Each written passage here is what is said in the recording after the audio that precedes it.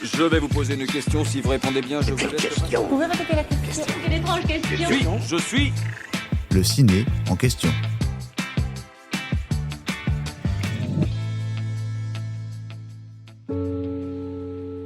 Alexandre Dumas, trahison, trésor, vengeance, histoire d'amour. On va évidemment parler du Comte de Monte Cristo. Les Français découvrent l'adaptation du roman de Dumas avec Pierre Ninet, signé Alexandre de la Patelière et Mathieu Delaporte en juin 2024. Dans les salles obscures, les spectateurs retrouvent sur grand écran l'histoire d'Edmond Dantès. Le pitch: victime d'une trahison et d'un complot, le jeune Edmond Dantès est arrêté le jour de son mariage avec la belle et brillante Mercédès pour un crime qu'il n'a pas commis. Après plus d'une décennie de détention dans la prison du Château d'If, il parvient à s'évader. Devenu richissime après avoir retrouvé un trésor, il entreprend de se venger sous une nouvelle identité, celle du comte de Monte Cristo. Au casting, Pierre Ninet en Edmond Dantès et en comte de Monte Cristo, Anaïs Demoustier en Mercedes Herrera, Bastien Bouillon en Fernand de Morcerf, Anna Maria Bartolomei en Haydée, Laurent Lafitte en Gérard de Villefort et Vassili Schneider dans le rôle d'Albert. En France, le Comte de Monte Cristo version 2024 est un immense succès. Le film se hisse à la 2e place du box-office de cette année, juste après Un petit truc en plus d'Artus. Avec plus de 9,3 millions d'entrées, cette adaptation du chef-d'œuvre de Dumas, chaleureusement accueillie par la presse comme par le public, prouve à ceux qui en doutaient que le cinéma français peut encore frapper fort. Et si vous faites partie des millions de spectateurs à l'avoir vu, vous vous êtes sans doute posé une question. Pourquoi donc Mercédès est-elle la seule personne à reconnaître Dantès sous les traits de Monte Cristo ?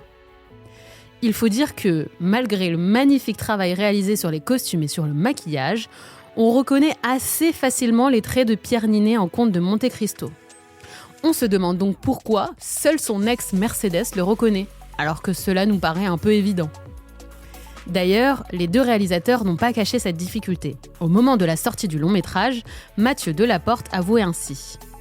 Une autre difficulté était de rendre crédible l'idée qu'il est possible de ne pas reconnaître quelqu'un qu'on n'a pas vu depuis 20 ans.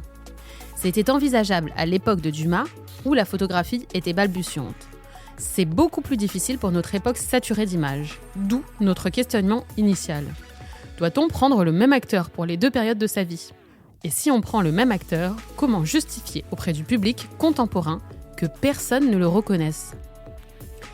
Interrogée pour les besoins du dossier de presse, l'interprète de Mercédès, la talentueuse Anaïs Demoustier, a répondu à la question que tout le monde se posait. Comment Mercédès reconnaît-elle Dantès ? Et surtout, pourquoi est-elle la seule à ne pas se faire duper ? C'est l'amour, bien sûr, rétorque l'actrice du tac au tac. Elle ne se trompe pas au regard d'Edmond. Sous ses différents masques, il y a quelque chose dans son regard qui lui parvient droit au cœur et la terrasse. Elle a sûrement cherché ce regard pendant des années. Elle l'a attendu. Et là, c'est comme si elle recevait un coup de pistolet. Mais puisque Edmond est censé être mort, j'ai veillé à faire de Mercédès un personnage qui doute. Elle est tout le temps ballottée. Elle essaye de se convaincre que ce n'est pas lui, mais il y a quelque chose en elle qui lui dit le contraire. Comme si le fameux fantôme avec lequel elle vivait s'adressait à elle tout à coup et réveillait la partie d'elle qui était morte.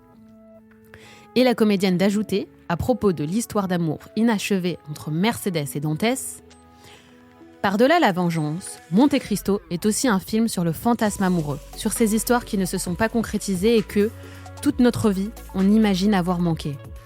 En réalité, Edmond et Mercédès n'ont jamais cessé de s'aimer, lui du fin fond de sa prison, elle dans sa nouvelle vie. Pour moi, Mercédès est une grande amoureuse, entière, qui serait prête à tout recommencer.